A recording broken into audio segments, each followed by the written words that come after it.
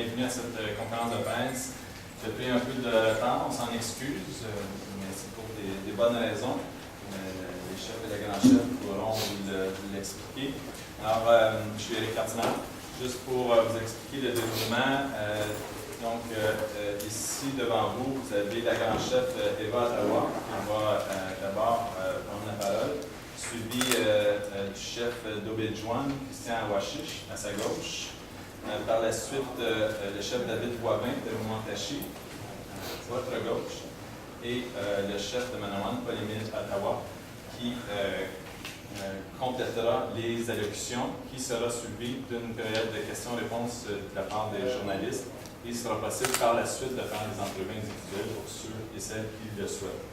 Alors, sans plus tarder, je cède la parole à la grande chef Eva Ottawa. Éric.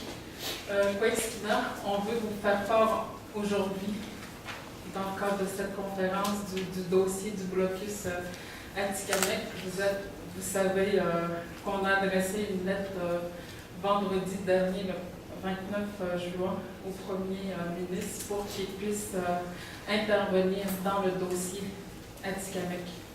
On lui demandait un engagement de sa part pour qu'il puisse considérer les demandes qu'on lui a adressées dans notre correspondance, tous les enjeux reliés à l'accès au territoire et aux ressources, la question d'établir de nouvelles bases de relations de nation à nation, et aussi de discuter toute la question des ressources, l'accès aux ressources, la question des redevances de la cogestion, et aussi des mesures d'harmonisation avec le nouveau régime forestier. On est venu à Québec cette semaine en toute bonne foi. On avait mandaté un émissaire pour qu'il puisse trouver un terrain d'entente, des pistes de solution à la situation actuelle. On a eu une réponse, un courriel comme réponse du ministre Kelly à notre demande. Aujourd'hui, on les a toujours pour démontrer notre bonne foi. Dans ce dossier-là, nous avons accepté de rencontrer aussi les ministres Kelly et Gignac pour pouvoir discuter des solutions.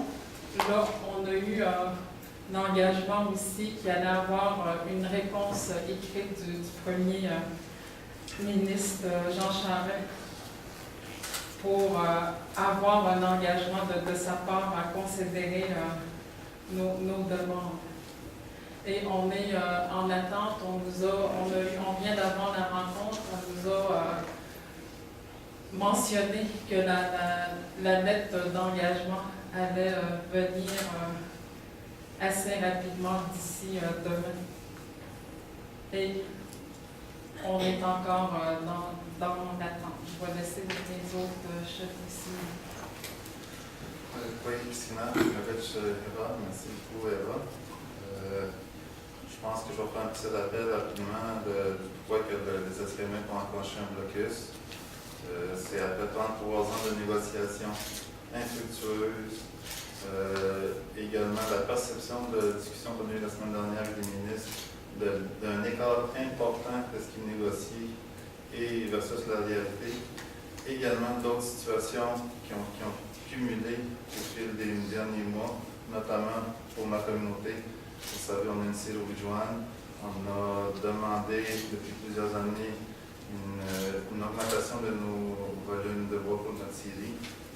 On a toujours joué le jeu du système québécois dans nos demandes, mais après un bilan d'insatisfaction, on a considéré ça comme un lien de confiance qui a été rompu envers le système québécois, envers le gouvernement du Québec, ce qui a enclenché parmi nos membres de ma communauté, également pour l'ensemble de la nation, un geste de désespoir, un geste qu'on a voulu donner un message au gouvernement, un message clair.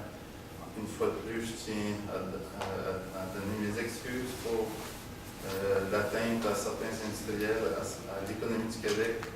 C'est un geste du Québec. Et la discussion qu'on a eue aujourd'hui, encore là, sans se prononcer pour le moment, nous attendons la lettre du Premier ministre afin d'apprécier son contenu. Et encore là, comme geste de bonne volonté, on est prêt à suspendre pendant 48 heures nos blocus pour permettre aux industriels de récupérer un peu leur situation difficile. Et nous, dans un repos, durant ces 48 heures-là, nous allons consulter nos gens. L'importance de consulter nos gens, également qu'ils puissent exprimer leur appréciation des gestes qui sont posés par le Premier ministre. Merci, le chef Boivin. Vous savez, actuellement, le blocus se situe au kilomètre 61. Et ainsi que ce matin, pas plus tard que 2 heures du matin, il y a eu des blocus qui ont intensifié au kilomètre 38 sur la route 1, qui mène dans l'hiver. Ce sont les Atikamekw qui bloquent absolument la route qui mène à l'accès aux ressources, ainsi que les Atikamekw représentent 3 communautés. Donc, actuellement, nous sommes dévoués à ce que la situation de la communauté s'améliore.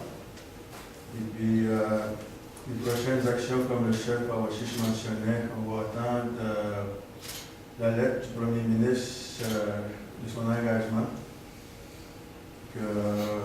Suite après la réception, nous allons analyser avec les membres de la communauté de Montagie et que j'imagine que les autres vont suivre. Et puis la réaction du gouvernement, je pense qu'il a démontré son ouverture face à nos demandes et que nous, on va attendre les engagements du Premier ministre. On va laisser la parole au chef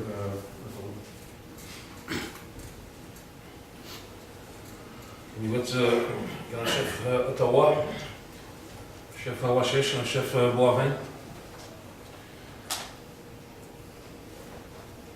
Alors j'aimerais, malgré que le chef Awashish en a brièvement parlé, j'aimerais vous parler de la mobilisation Atikamekw. C'est un mouvement qui est né à Obidjwan. Et comme le dit le chef Awashish, c'est à la suite d'un constat qui a été fait au niveau de la communauté, et d'une certaine frustration accumulée aussi au cours des dernières années, en regard de ces nombreuses demandes qu'il a déposées auprès du ministère des Ressources naturelles, dans le but d'assurer un approvisionnement équitable à son usine de sciage, de manière à permettre à ses membres de travailler au niveau de la série et de la transformation du bois. Je pense que les demandes qui ont été formulées à ce moment-là par la communauté d'Obidjwan étaient tout à fait légitimes. Et c'est difficile et puis extrêmement complexe de comprendre une chose. Comment se fait-il qu'une communauté qui est située en plein milieu de la ressource n'ait pas, c'est-à-dire les volumes de bois nécessaires pour exploiter son usine? Alors que des usines fermaient, des usines connaissaient des difficultés, puis il y avait des bois qui se libéraient, il y avait des nouvelles attributions qui étaient données à d'autres scieries de la région. Mais jamais, au grand jamais, la scierie d'Obidjwan n'a bénéficié d'une augmentation substantielle de ces volumes de bois à transformer. Ceci a amené la communauté et la nation Atikamekw éventuellement à se mobiliser et puis à faire des revendications, à formuler des revendications auprès des gouvernements. Je sais que ça n'a pas été facile c'est pas facile que de mobiliser, c'est-à-dire une nation complète. Alors moi j'ai laissé les choses aller, puis j'ai évalué la situation, puis ce n'est qu'il y a quelques heures, quelques jours qu'on a décidé que nous on s'embarquait dans cette démarche, et puis c'était pour envoyer un message au gouvernement du Québec qui avait l'air à penser que les Atikamekw n'étaient pas si solidaires dans ces mouvements. Je pense que le gouvernement s'est grandement trompé en présumant que les Atikamekw n'étaient pas solidaires, parce qu'au contraire, nous sommes une nation unie. Nous sommes une nation forte, une nation qui aime à travailler ensemble, qui aime à défendre ses droits et ses titres aborigènes ensemble. Alors, c'est donc dans cet esprit-là que Manawan, et j'ai demandé aux gens de Manawan de s'inscrire de manière un peu plus concrète en négligeant à leur tour des barricades qui sont, c'est-à-dire, qui seraient de nature à perturber les opérations forestières. Vous savez, on n'aime pas, c'est pas de gaieté de cœur qu'on fait ces choses-là. Mais à un moment donné, ça devient une nécessité. Ça devient une nécessité, puis il faut comprendre que parfois c'est la seule façon d'amener le gouvernement à discuter avec toi ou à réagir. Et puis, même s'ils prétendent le contraire, ça c'est souvent, malheureusement, c'est la seule. Dans d'autres communautés, dans d'autres événements comme ça, ce n'est qu'à la suite de telles démonstrations de force, de volonté que les gouvernements ont sérieusement négocié avec les groupes.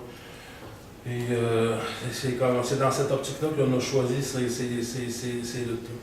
Nous avons reçu des appuis de la part de la PNQ, de la part de plusieurs bandes autochtones, communautés autochtones. Mais aussi également des chefs d'autres régions du Canada, comme en Colombie-Britannique, qui nous ont envoyé une lettre d'encouragement, dans laquelle ils exprimaient leur solidarité à l'égard des Atikamekw du Québec. Je sais qu'on possède des droits ancestraux et un titre aborigène. Je sais aussi que les gouvernements ont l'obligation, c'est-à-dire... Vous savez comme moi que des jugements qui ont été rendus par la Cour suprême en regard de l'obligation qu'a la Couronne de consulter les Premières Nations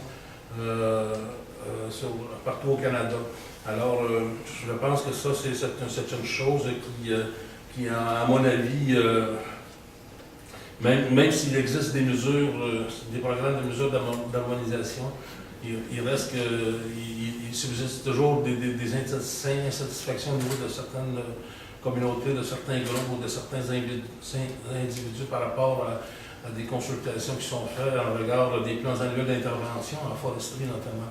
Alors, ça crée des malaises et puis, ça, je pense qu'on veut améliorer la façon que le gouvernement veut consulter les Autochtones. Alors, je vais m'en limiter à ça. Je vous remercie d'être venu. Merci beaucoup, chef Ottawa, chef Awachish et chef Boivin. Alors maintenant, période de questions. Donc, j'invite les journalistes à s'identifier, identifier le média et à qui s'adresse la question. Oui, Gabriel Delille, de Nouvelliste à Trois-Rivières. Vous soulignez, en fait, vous voulez lever le blocus pour une période de 48 heures. Est-ce que c'est effectif à partir de ce soir ou dès que vous allez recevoir la lettre d'intention du ministre? Dès sa réception. OK, c'est dès la réception de la lettre? OK, puis ça, vous avez eu la confirmation au Québec qu'elle devrait venir très bientôt?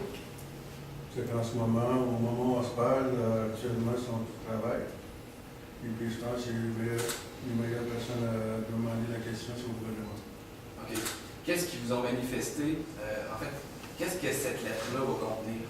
Est-ce que c'est un engagement du gouvernement de négocier fermement sur les droits sur les ressources naturelles ou c'est simplement une volonté de s'asseoir avec vous? C'est un engagement qu'on a demandé au gouvernement. Tous les points qu'on a discutés, entre autres, le grand chef avec les mairies, les devances, les nouvelles relations, Oui. que nous, on trouve très importantes. Et puis, depuis des millénaires qu'on existe. Donc, je pense que c'est important de nous reconnaître de façon en tant que nation. Et puis, c'est ce qu'on veut avoir aussi avec le gouvernement. Je pense que ça va être c'est pas une première, mais ça va être une phase exploratoire, justement, pour voir quel genre de temps on va avoir. OK. Oui, Charles Cavalier de l'agence QMI. On parle d'une période de 48 heures qui serait effective après réception de la lettre, mais en contrepartie, vous montrez quand même un président en disant que c'est un mouvement de solidarité et que ça va s'intensifier dans le fond s'il n'y a pas de réponse à vos demandes. Donc vraiment, vous attendez dans cette lettre-là, est-ce qu'il y a une partie est-ce que c'est un jeu de négociation par lettre interposée? Comment ça va fonctionner?